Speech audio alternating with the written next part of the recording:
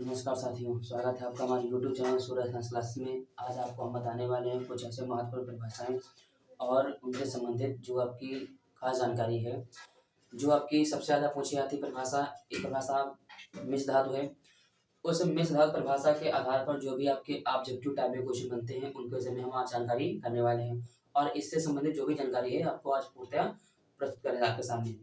देखिए, आपके सामने हमने लिखा हुआ है, एक हमने सरणी बनाई हुई है, ठीक है। इस सरणी के माध्यम से आप ये जानेंगे कि जो मिश्र धातु परिभाषा होती है उस परिभाषा में हम क्वेश्चन कैसे करते हैं, ठीक है। जो आपकी परिभाषा मिश्र धातु है, मिश्र धातु से आपको जो ऑब्जेक्टिव में और जो लॉन्ग और शॉर्ट में प्रश्न उत्तर बनते हैं तो उनके विषय में हम जानकारी प्राप्त करते हैं।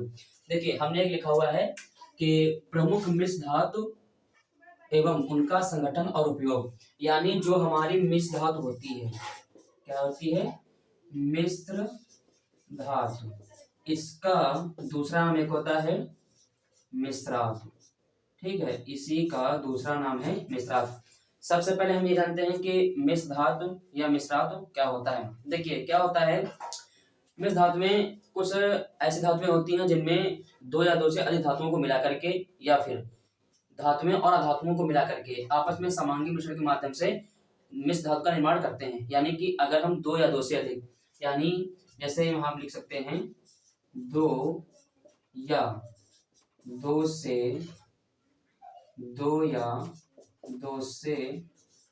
अधिक धातुओं के समांगी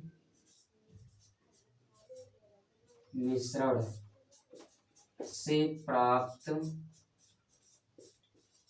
धातु, ठीक। यानी कि हम कह सकते हैं कि अगर हम दो या दो से अधिक धातुओं को आपस में मिलाते हैं, ठीक है, एक निश्चित अनुपात में, तो हमें एक धातु प्राप्त होती है जिसे हम मिश्र धातु के नाम से जानते हैं, जिसका दूसरा नाम मिश्रातु भी होता है। अब इसमें क्या होता है, कुछ ऐसी धातुएं होती हैं जो मिश्र धातु का काम करती हैं, ठीक। तो मिश्र धातु में कौन कौन सी होती हैं और मिश्र धातु में किन किन धातुओं से बनती हैं और इनका उपयोग कहाँ पे होता है, इसकी पूरी जानकारी हम आपको इस सारणी के माध्यम से देने वाले हैं। अब चलो अपना वीडियो शुरू करते हैं, देखते हैं।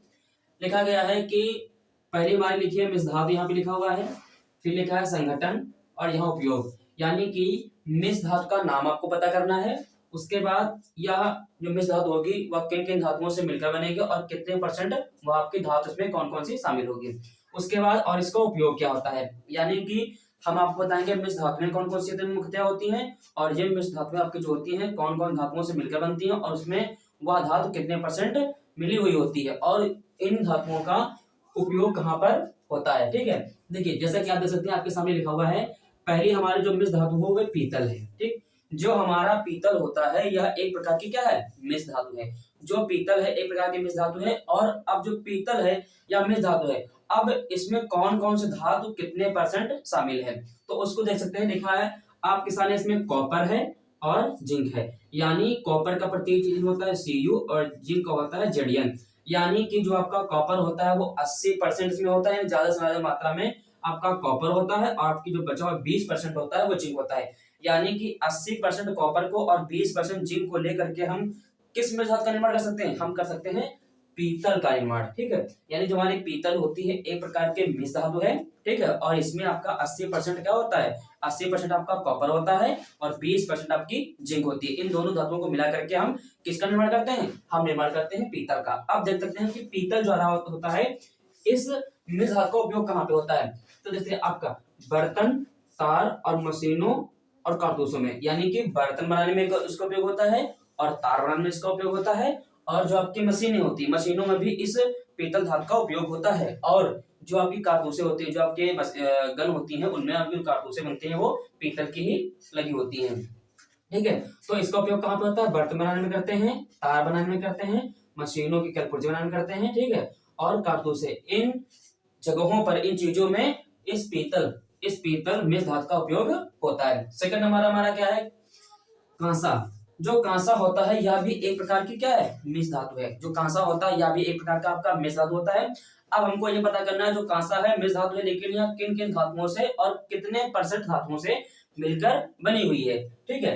तो हमारा जो कांसा होता है वो आपका होता है कॉपर और जिंक। यानी जो कॉपर और जिंक होती है, कॉपर और जिंक का ही मिश्रण क्या होता है, कॉपर और जिंक का मिश्र होता है कांसा। अब कॉपर कितने परसेंट होता है? 88%। ठीक है, कॉपर जो आपका होता है यानी Cu से, और इसका होता है Sn, यानी जो हमारा कॉपर है वो 88% होता है और जो आपकी टिन होती है वो 12%। यानी कि अगर हम 88% कॉपर और 88% कॉपर और 12% आपका टिन मिला देते हैं तो मिलने के बाद जो आपका समांगी मिश्रण प्राप्त होगा यानी धातु प्राप्त होगी, उसे हम मिश्र धातु कहेंगे। और क्या मिलेगा? हमें मिलेगा कांसा। ठीक है, तो कांसा हो गया। अब हम ये पता करते हैं जो कांसा होता है इसका उपयोग कहाँ पे होता है। कांसा क्या है? मिश्र धातु है। किससे मिलकर बनता है? ये आपका कॉपर और टिन से मिलकर बनता है। कॉपर में कितने परसेंट होता है? 88% होता है। बाकी जो 12% बचा वो क्या होता है? टिन होता है। अब जो कांसा आपका होता है इसका उपयोग कहाँ पे होता है? देखिए, इसका उपयोग होता है बर्तन बनाने में करते हैं, मूर्तियां बनाने में करते हैं, अन्य जगहों पर भी कांसे का उपयोग होता है। जो हमारा कांसा होता है एक प्रकार का मिश्र धातु है। ठीक है, क्लियर। और इसमें जो आपका कौन कौन धातुएं शामिल होती हैं? इसमें आपकी दो धातुएं शामिल होती हैं, जिसमें आपका 88% कॉपर होता है और जो आपका बचा हुआ 12% है उसमें टिन शामिल होता है। ठीक है, इनका उपयोग कहाँ पे होता है? इनका उपयोग होता है बर्तन बनाने में, मूर्ति बनाने में, आदि अन्य जगहों पर इसका निर्माण होता है। ठीक है, थर्ड नंबर हमारी मिश्र धातु कौन सी है? German silver. ठीक है, जर्मन सिल्वर जो आपका होता है इसमें सिल्वर ही धातु नहीं होती है। इसमें नाम में कंफ्यूजन होता है कि जर्मन सिल्वर किसे कहते हैं, तो आप कहते हैं जर्मन सिल्वर में आपका सिल्वर जरूर होगा, लेकिन ऐसा नहीं होता है। जर्मन सिल्वर एक नाम दिया गया है। इसमें कौन कौन सी धातुएं शामिल होती हैं? यानी आपकी जर्मन सिल्वर जो है वो एक प्रकार की मिश्र धातु है। लेकिन जो आपकी मिश्र धातु है ये किन धातुओं से मिलकर बनती है? देखिए, इसमें मुख्यतः हमारा होता है कॉपर, दूसरा हमारा होता है जिंक। ठीक है, ये हमारा हो जाएगा कॉपर, दूसरा हमारा हो जाएगा जिंक और तीसरा क्या हो जाएगा? निकिल। कॉपर, जिंक और निकिल इन तीन धातुओं के संगठन से यानी कि संगठन से मिलाने पर या आपस में मिलकर के किसका निर्माण करते हैं? ये निर्माण करते हैं जर्मन सिल्वर का। ठीक है, अब देखिए इसमें कितने परसेंट कौन धातु होती है? 60% हमारा होता है कॉपर, 20% हमारी होती है जिंक और 20% होती है निकिल।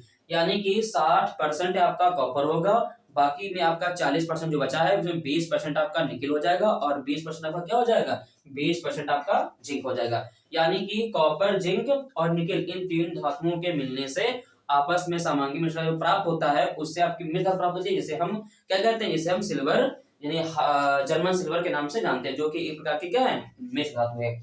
अब इसका उपयोग कहाँ पे होता है? देखिए, इसका उपयोग होता है जेवर बनाने में। जेवर यानी कि जो आभूषण होते हैं उनका निर्माण होता है वो इसी जर्मन सिल्वर के माध्यम से किया जाता है। बर्तन भी इसकी माध्यम से बनाए जाते हैं और मूर्तियां बनाती हैं। यानी इसका उपयोग जेवर बनाने में, बर्तन बनाने में और जो आपके होते हैं क्या लिखा है? ये आपकी मूर्तियां बनाने में। ठीक है, यानी जेवर हो गया, बर्तन हो गया और मूर्तियां, इन तीन चीजों के निर्माण में और अन्य जगह भी आपका इसका निर्माण किया जाता है। ठीक है, इसका उपयोग किया जाता है। हमारा अगला पॉइंट लिखा है स्टेनलेस स्टील। ठीक है, देखिए स्टेनलेस स्टील क्या है? स्टेनलेस स्टील भी आगे क्या होती है? एक प्रकार की मिश्र धातु है। अब हमको ये पता करना है कि जो इसका निर्माण हुआ है स्टेनलेस स्टील का वो किन किन धातुओं के मिलने से हुआ और कितने परसेंट मिलने से हुआ है। देखिए, इसमें हमारी जो स्टेनलेस स्टील में 4 मुख्यतः है, जिसमें हमका आयरन हो जाएगा यानी कि Fe, कार्बन यानी कि आपका C, उसके बाद निकिल यानी कि Ni और लास्ट में क्या दिया? क्रोमियम यानी कि Cr। इन 4 धातुओं के मिलने से, इन 4 धातुओं के आपस में मिलने से स्टेनलेस स्टील मिश्र धातु का निर्माण होता है, जिसमें हमारा 62 यानी 62% हमारा आयरन होता है, सबसे ज्यादा मात्रा में आयरन होता है। 15% हमारा होता है कार्बन, 8% हमारा होता है निकिल और जो क्रोमियम है वो 15% हो जाता है। इन 4 धातुओं के मिलने से, जिसमें आपका आयरन, निकिल, कॉपर, क्रोमियम, इन चारों धातुओं के मिलने से हमें स्टेनलेस स्टील जो मिश्र धातु है वो प्राप्त होती है। ठीक है, अब क्या लिखेंगे, समझेंगे इसके बारे में। इनका उपयोग कहाँ पे होता है? देखिए, बर्तन बनाने में, उसके बाद मूर्तियां बनाने में, ब्लेड बनाने में और जो आपके घड़ी के कलपुर्जे होते हैं, जो आपने घड़ी देखी होगी उसके पीछे आप उसको देखेंगे, उसके पीछे लिखा रहता है स्टेनलेस स्टील। यानी कि इनका उपयोग जो होता है मिश्र धातुओं का उपयोग, ठीक है, मिश्र धातुएं जो आपकी होती हैं इनका अधिकतर बर्तन बनाने में करते हैं, मूर्तियां बनाने में करते हैं और अन्य जो आपके मशीनों के कलपुर्जे होते हैं उनके निर्माण में भी इसका उपयोग होता है। लास्ट पॉइंट हमारा बचा हुआ है गन मेटल। 5वां नंबर हमारा आता है गन मेटल। गन मेटल क्या होता है? देखिए, गन मेटल भी आपकी क्या है? एक प्रकार की क्या है? मिश्र धातु होती है। लेकिन जो गन मेटल होता है इनमें हम कौन कौन सी धातुओं का उपयोग करते हैं, यानी इसके निर्माण में कौन सी धातुओं का उपयोग करते हैं और कितने परसेंट इसका उपयोग करते हैं, देखते हैं। देखिए, आपका लिखा है तांबा, उसके बाद लिखा है जस्ता, फिर आपका लिखा है टिन। यानी कि तांबा हो गया, जस्ता हो गया, टिन हो गया। यानी कि तांबा यानी कॉपर आपका जो होता है, तांबे को हम कॉपर भी कहते हैं, ठीक है। यानी आपका जो कॉपर होता है, ठीक, जिंक होता है, और जो हमारा टिन होता है यानी कि एसएन, ठीक। 88% हमारा तांबा होता है, कॉपर होता है, 2% हमारा जिंक होता है, और 10% हमारा क्या होता है, टिन होता है। इन तीन धातुओं के मिलने से हमारा जो आपका क्या बोलते हैं गन मेटल होता है, मिश्र धातु, उसका निर्माण होता है। और जब निर्माण होता है तो इसमें तीन धातुएं हमारी शामिल होती हैं। उसके बाद क्या लिखा है, इसका उपयोग क्या लिखा है, ठीक। उपयोग क्या होता है, देखिए, बंदूक तथा तोप आदि के निर्माण में, यानी जो हमारी बंदूकें होती हैं उनके बनाने में इसका उपयोग होता है, और जो हमारे क्या होती हैं, तोपें होती हैं, ठीक। जो तोप होती है जिसे हम चलाते हैं, ठीक है, सैनिक लोग हमारे चलाते हैं, जो देश के बॉर्डर पे होता है, उनके निर्माण में भी इसका उपयोग होता है। तो गन मेटल का उपयोग हमारा कहाँ कहाँ पे होता है, बंदूक के निर्माण में होता है, और तोप का निर्माण आदि में इनका उपयोग होता है। तो हमने आपको इस वीडियो में बताया कि जो हमारी मिश्र धातु होती है, कैसे कहते हैं, रिवाइज कर लेते हैं। मिश्र धातु, जिसका हमारा दूसरा नाम क्या होता है, मिश्र धातु होता है। इनका निर्माण किससे होता है, दो या दो से अधिक, दो धातुओं या दो से अधिक धातुओं के आपस में मिलने से समांगी मिश्रण प्राप्त होता है, जिससे हमें क्या मिलता है, जिनसे हमें मिश्र धातु प्राप्त होती है। मिश्र धातु का दूसरा नाम क्या होता है, मिश्रात भी होता है, ठीक है।